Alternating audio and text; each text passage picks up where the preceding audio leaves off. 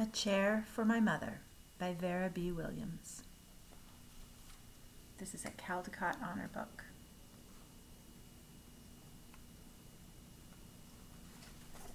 Blue Tile Diner.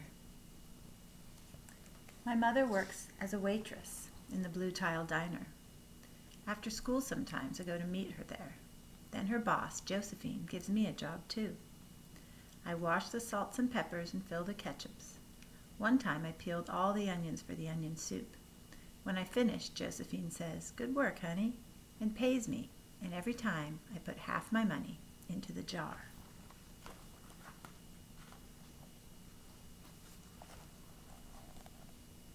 It takes a long time to fill a jar this big. Every day when my mother comes home from work, I take down the jar. My mama empties all her change from tips out of her purse for me to count. Then we push all the coins into the jar.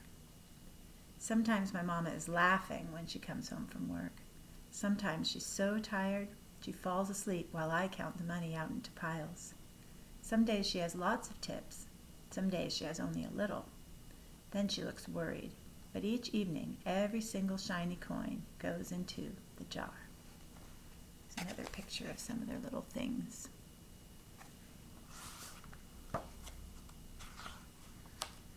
We sit in the kitchen to count the tips. Usually, Grandma sits with us too. While we count, she likes to hum. Often she has money in her old leather wallet for us. Whenever she gets a good bargain on tomatoes or bananas or something she buys, she puts by the savings and they go into the jar. So there's the mama, tired from work. There's the daughter with the grandma. There's the kitty.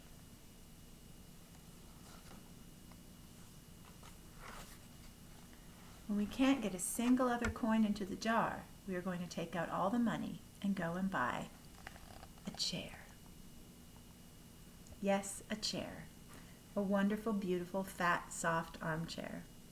We will get one covered in velvet with roses all over it. We are going to get the best chair in the whole world. That is because our old chairs burned up. There was a big fire in our other house. All our chairs burned. So did our sofa, and so did everything else. That wasn't such a long time ago.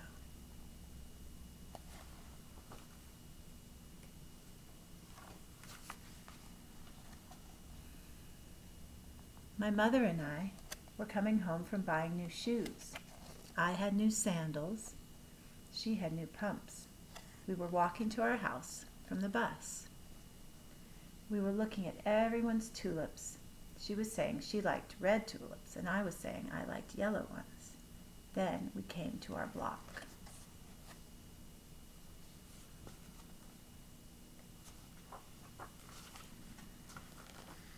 Right outside our house stood two big fire engines. I could see lots of smoke. Tall orange flames came out of the roof. All the neighbors stood in a bunch across the street. Mama grabbed my hand and we ran. My Uncle Sandy saw us and ran to us. Mama yelled, "Where's Mother?" I yelled, "Where's my grandma?" My Aunt Ida waved and shouted, she's here, she's okay, don't worry." Grandma was all right. Our cat was safe too, though it took a while to find her. But everything else in our whole house was spoiled.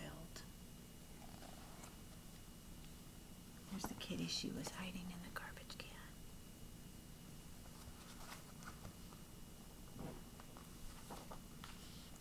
What was left of the house was turned to charcoal and ashes. We went to stay with my mother's sister, Aunt Ida, and Uncle Sandy. Then we were able to move into the apartment downstairs. We painted the walls yellow. The floors were all shiny, but the rooms were very empty.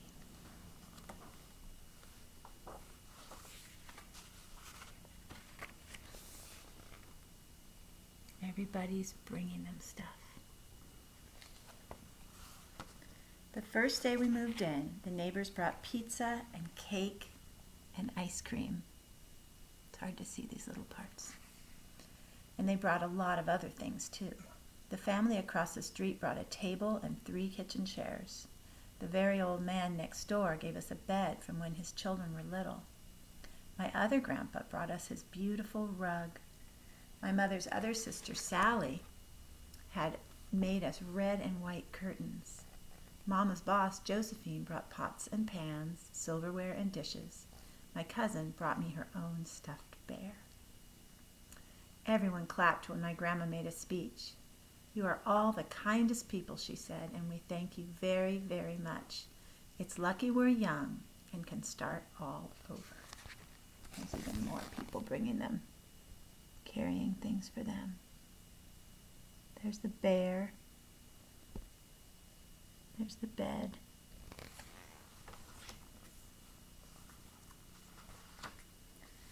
That was last year, but we still have no sofa. Look at the jar. And no big chairs. When Mama comes home, her feet hurt. "There's no good place for me to take a load off my feet," she says.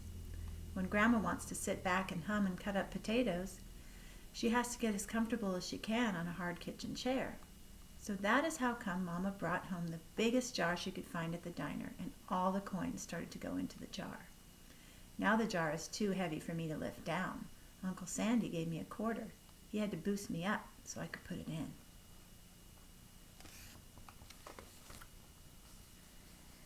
After supper, Mama and Grandma and I stood in front of the jar.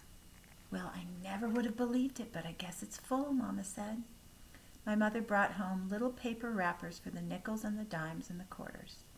I counted them all out and wrapped them all up. On my mother's day off, we took all the coins to the bank. The bank exchanged them for $10 bills. Then we took the bus downtown to shop for our chair. There's all the $10 bills. We shopped through 4 furniture stores.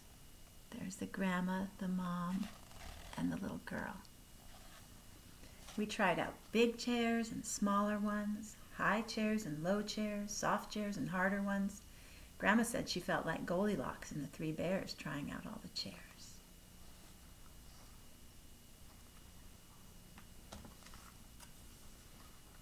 Finally, we found the chair we were all dreaming of.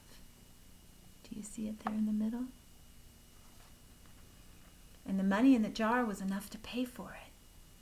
We called Aunt Ida and Uncle Sandy. They came right down in their pickup truck to drive the chair home for us. They knew we couldn't wait for it to be delivered.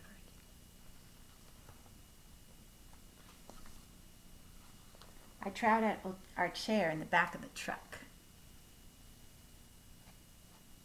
Mama wouldn't let me sit there while we drove, but they let me sit in it while they carried it up to the door. There's the kitty at the door. They're going in with their chair. We set the chair right beside the window with the red and white curtains. Grandma and Mama and I all sat in it while Aunt Ida took our picture. Now, Grandma sits in it and talks with people going by in the daytime. Mama sits down and watches the news on TV when she comes home from her job. After supper, I sit with her, and she can reach right up and turn out the light if I fall asleep in her lap. And there's that window with the red and white curtains. There's the 3 of them in their chair, and a silly one with mother and daughter. How does your mom work hard like this, Mom? And what does she use to relax in your home? Talk about it.